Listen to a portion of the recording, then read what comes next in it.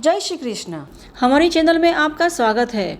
रंगों का त्यौहार होली अब कुछ ही समय में आने वाली है और जैसे ही होली का आगमन होता है, बच्चों से लेकर बूढ़ों के मन में उत्साह और उमंग भर जाता है। यह त्यौहार मात्र रंग और उत्साह का नहीं है, किंतु इसके साथ भगवान श्री हरि विष्णु के परम भक्त प्रहलाद की कथा भी जुड़ी हुई है, जिसका वर्णन हमें श्रीमद् भागवतम के 7वें अध्याय में प्राप्त होता है। तो चलिए आज हम यही कथा का श्रवण करते हैं। तो अंत तक हमारे साथ जुड़े रहना और इस चैनल को सब्सक्राइब भी कर लेना, जिससे कि आप बिना किसी रुकावट के ऐसे ही वैदिक और प्रमाणभूत कथाओं का श्रवण निरंतर कर सकें। यह उस समय की बात है जब सुखदेव गोस्वामी के मुख से महाराज परीक्षित अपने अंतिम दिनों में भगवान श्री हरि विष्णु की कथाएं सुनकर आत्मज्ञान की प्राप्ति कर रहे थे। अब महाराज परीक्षित ने सुखदेव गोस्वामी से पूछा, हे ब्राह्मण, भगवान विष्णु प्रत्येक जीव के परम हितैषी है और सबके साथ निष्पक्ष व्यवहार करते हैं, फिर क्यों उन्होंने एक सामान्य मनुष्य की भांति पक्षपात करते हुए इंद्र का पक्ष लिया और दिति के पुत्र का वध कर दिया? सब में समान दृष्टि रखने वाले व्यक्ति किसी प्रकार एक का मित्र और दूसरे का शत्रु कैसे हो सकता है? भगवान तो समस्त सुखों के सागर है और स्वयं में पूर्ण एवं आत्मसंतुष्ट है। भला देवताओं का पक्ष लेने से उन्हें क्या प्राप्त होने वाला था?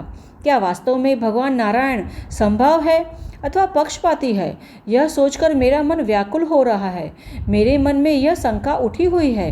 कृपया आप भगवान के पक्षपात रहित गुणों की समग्र व्याख्या करके मेरे इस शंका का समाधान कीजिए। अब इस प्रकार महाराज परीक्षित की बातें सुनकर सुखदेव गोस्वामी ने उत्तर दिया, हे राजन, तुम्हारा प्रश्न अत्यंत सराहनीय है, क्योंकि ऐसे प्रश्न भगवान तथा उनके भक्त दोनों के लिए अलौकिक लीलाओं तथा महिमाओं का उजागर करते हैं। भगवान के भक्त सदैव ऐसे विषयों की रुचि लेते हैं जिनके सुनने मात्र से व्यक्ति भौतिकवादी जीवन की पीड़ाओं से मुक्त हो जाता है। भगवान सदैव भौतिक गुणों से परे है और इसीलिए उन्हें निर्गुण भी कहा जाता है। अजन्मे होते हुए भी वे अपने अंतरंग शक्ति के माध्यम से इस संसार में प्रकट होते हैं और एक सामान्य बद्ध मनुष्य के समान ही कर्तव्य तथा उत्तरदायित्व स्वीकार करते हैं। कई बार बाह्य दृष्टि से देखने पर भगवान के कार्य भौतिक प्रतीत होते हैं, परंतु वास्तव में वे पूर्णतः अलौकिक स्तर पर है। जब व्यक्ति अपनी दूषित बुद्धि से भगवान के कार्यों को देखता है, तब वे भौतिक गुणों से प्रभावित प्रतीत होते हैं। सत्व, रजस और तमस, ये तीन गुण भगवान का स्पर्श भी नहीं कर सकते। सतोगुण की प्रधानता होने पर ऋषि मुनि तथा देवता इन गुणों की सहायता से फलते फूलते हैं। रजोगुण की प्रधानता होने पर असुर फलते हैं तथा तमोगुण की प्रधानता होने पर यक्ष, राक्षस आदि फलते फूलते हैं। और प्रत्येक जीव के हृदय में परमात्मा रूप में विराजमान भगवान निष्पक्ष रूप से प्रत्येक व्यक्ति को इन गुणों के आधार पर किए गए उनके कर्मों के फल प्रदान करते हैं। प्रकृति के इन तीन गुणों का प्रभाव सदैव एक जैसा नहीं रहता। जिस प्रकार ऋतु बदलती रहती है, उसी प्रकार कई बार सतोगुण में वृद्धि होती है, कई बार रजोगुण में और कई बार तमोगुण में भी वृद्धि होती है।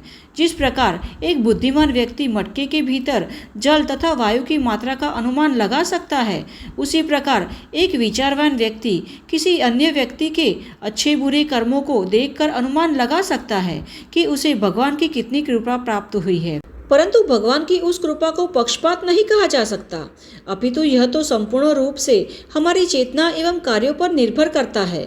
यदि कोई व्यक्ति सतोगुण में व्यवहार करता है तो उसका जीवन ज्ञान के प्रकाश से उज्जवल बन जाता है, परंतु यदि वह रजोगुण तथा तमोगुण में व्यवहार करता है तो इन गुणों के कुप्रभाव से उसकी सहज कांति छिप जाती है। मनुष्य के पूर्व कर्मों के अनुसार ही भगवान उसे एक नियत शरीर प्रदान करते हैं और इसके अनुसार ही उसे तीन गुणों की विशिष्ट मिश्रण युक्त चेतना प्राप्त होती है। भगवान इस सृष्टि तथा काल के निर्माता है और इसीलिए उन्होंने बद्ध जीवात्माओं के लिए एक नियमावली की रचना की है। चूँकि काल सतोगुण में वृद्धि करता है, इसीलिए देवताओं को इससे सहायता प्राप्त होती है और वे अक्सर असुरों पर विजयी रहते हैं। यद्यपि यह सब भगवान की इच्छा अनुसार अथवा उनकी अनुमति से ही होता है, परंतु फिर भी उन पर पक्षपाती होने का आरोप नहीं लगाया जा सकता। अब इतना कहकर सुखदेव गोस्वामी ने महाराज परीक्षित को कुछ ही वर्षों पूर्व घटी एक घटना सुनाई। महाराज युधिष्ठिर ने राजसूय यज्ञ के दौरान स्वयं अपनी आंखों से देखा कि किस प्रकार शिशुपाल की आत्मा भगवान के शरीर में प्रविष्ट हुई। अब यह देखकर आश्चर्यचकित होते हुए उन्होंने निकट बैठे श्री नारद मुनि से जिज्ञासा करते हुए कहा, ऋषिवर, यह बड़े आश्चर्य की बात है कि भगवान का घोर द्वेषी होने पर भी यह असुर मृत्यु के पश्चात भगवान के शरीर में प्रविष्ट हो गया। जहाँ बड़े बड़े ब्रह्मवादियों के लिए भी इस सायुज्य मुक्ति को प्राप्त करना दुर्लभ है, फिर भगवान के इस शत्रु के लिए यह मुक्ति किस प्रकार संभव हो पाई है। मैंने सुना है कि पूर्व युगों में राजा वैण ने भगवान की निंदा करके नरक में स्थान प्राप्त किया और यहाँ यह दमघोष पुत्र शिशुपाल है जो अपने भाई दंतवक्र के साथ बचपन से ही भगवान की निंदा करते आया है। बावजूद भी इसके ये दोनों भाई फलते फूलते रहे और इनकी जिह्वा श्वेत कोढ़ से गली नहीं और न ही इन्हें अंधकार युक्त नरकों की गति प्राप्त हुई। भगवान के प्रति कट्टर शत्रु भाव रखने के बाद भी इन दोनों भाइयों को भगवान की इतनी कृपा क्यों प्राप्त हुई, इस विषय पर विचार करके मेरी बुद्धि उसी प्रकार विचलित हो रही है जिस प्रकार वायु के थपेड़ों से दीपक की लौ बुझने लगती है।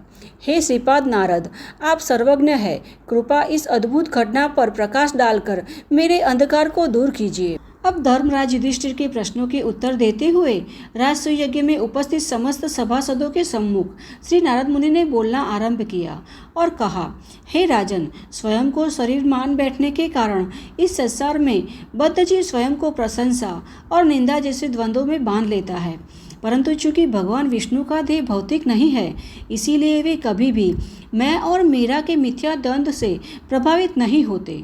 फलस्वरूप प्रशंसा किए जाने पर भगवान को सुख की तथा निंदा करने पर उन्हें दुख की अनुभूति कदापि नहीं होती और न ही उनका कोई मित्र है और न ही कोई उनका शत्रु।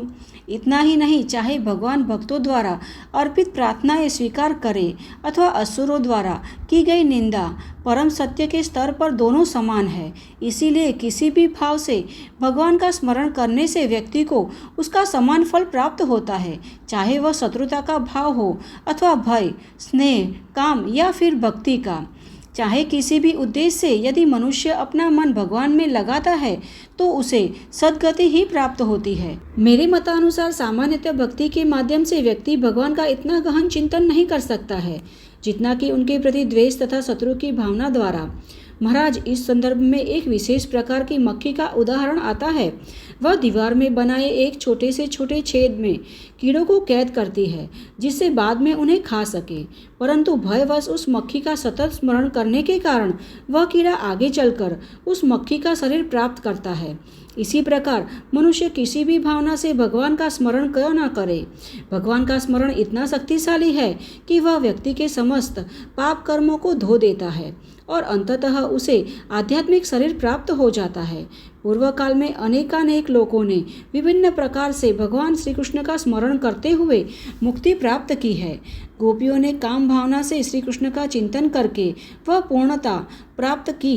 कंस ने भय द्वारा, शिशुपाल ने द्वेष द्वारा, यदुओं ने श्री कृष्ण के साथ पारिवारिक संबंधों द्वारा तथा तुम पांडवों ने श्री कृष्ण के प्रति स्नेह द्वारा उस अवस्था को प्राप्त किया है। सामान्य भक्त अपनी भक्ति भावना द्वारा इस स्तर को प्राप्त करते हैं। किसी भी प्रकार से जैसे तैसे यदि कोई ध्यानपूर्वक श्री कृष्ण के स्वरूप का चिंतन करता है तो वह अपना वर्तमान शरीर त्यागने के पश्चात भागवत धाम को प्राप्त कर सकता है। यद्यपि राजा वेन जैसे नास्तिक भगवान से द्वेष और ईर्षा निंदा करते हैं, परंतु चूंकि उन्होंने कभी भगवान के रूप का चिंतन नहीं किया है, इसीलिए वे मुक्ति प्राप्त नहीं कर पाए। हे पांडव श्रेष्ठ महाराज युधिष्ठिर, आपकी बुआ के ये दोनों पुत्र शिशुपाल और दंतवक्र मूल रूप से भगवान विष्णु के दो पार्षद हैं। ब्राह्मणों के श्रापवश वैकुंठ से इन दोनों का पतन हो गया और इन्होंने इस मृत्युलोक में जन्म लिया। भगवान विष्णु के ये दो द्वारपाल जय और विजय सतयुग में दिति के पुत्र हिरण्याकश्यपु और हिरण्याक्ष बने। हिरण्याकश्यपु सदैव अपने पुत्र प्रहलाद को यातनाएं दिया करता था। तत्पश्चात त्रेता युग में जय विजय ने विश्रवा और उसकी पत्नी कौशिनी से रावण और कुंभकर्ण के रूप में जन्म लिया और इस द्वापर युग में वे दोनों तुम्हारे फुफेरे भाई शिशुपाल और दंतवक्र बने। सुदर्शन चक्र द्वारा मृत्यु को प्राप्त होने से वे ब्राह्मणों के श्राप से मुक्त हो चुके हैं।